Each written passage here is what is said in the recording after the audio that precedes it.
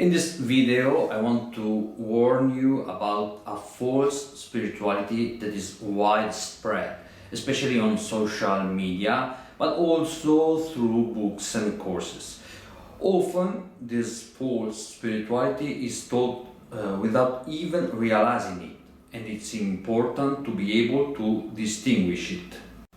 If you don't know me, my name is Berardino Nardella, and I've created dozens of courses on energy techniques and holistic disciplines for your personal and spiritual growth.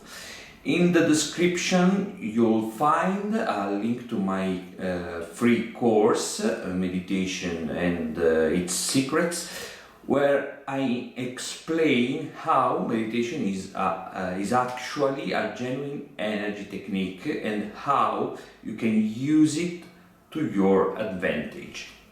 But with that said, let's dive right into the topic of today's video. I've already made other videos about this topic, covering different aspects of the problem. In this one, I want to warn you about that false spirituality that teaches us that someone will come to save us from impending future catastrophes, someone who will take us to other dimensions or planets, or that we should not despair because help is on the way and soon things will change. In this video, I don't intend to judge or say whether these messages are true or false, nor am I saying not to believe in them. It's right for everyone to believe in what resonates with them. I just want to analyze the content of these messages because they can be harmful, and this is what I want to warn you about. I remember that as a young man I read a very beautiful book by Dino Buzzati, the famous novel The Tartar Steppe. In this novel, almost nothing happens. The protagonist waits for a great opportunity his whole life, an opportunity that seems never to come, and ironically arrives when he is too old and no longer able to make use of it. So the protagonist spent his life waiting for success, hoping that one day things would change, but his hope was in vain, and he found himself at death's door, full of regrets. Someone wisely said, maybe Seneca, while we wait, life passes by. The big problem is that many people live in the same way, waiting for someone or something to change their life for the better. A spirituality that, instead of urging you to work on yourself, invites you not to worry because someone or something will come to save you, wants to make you live in the same way as the protagonist in Buzzati's novel. Change is inevitable in this world, but it can go either way, better or worse.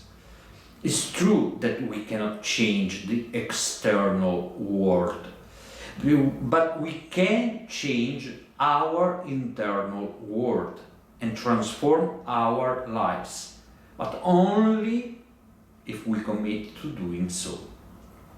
If we wait for someone to do it for us, we are deluding ourselves. The message from this kind of spirituality is unhealthy, and it's easy to understand why. Let's make an example. Suppose a friend of mine says he wants to become a writer.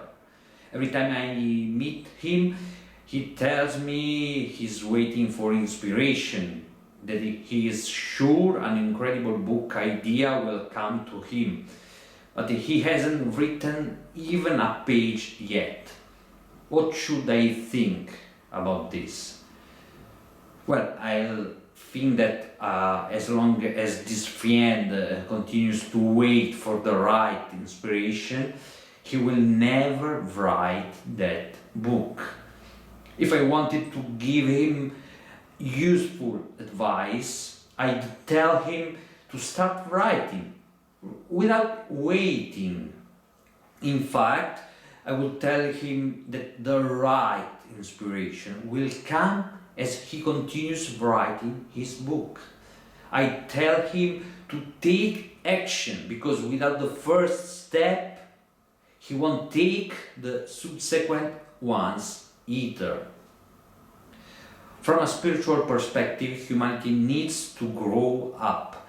This means taking responsibility for oneself and maturing.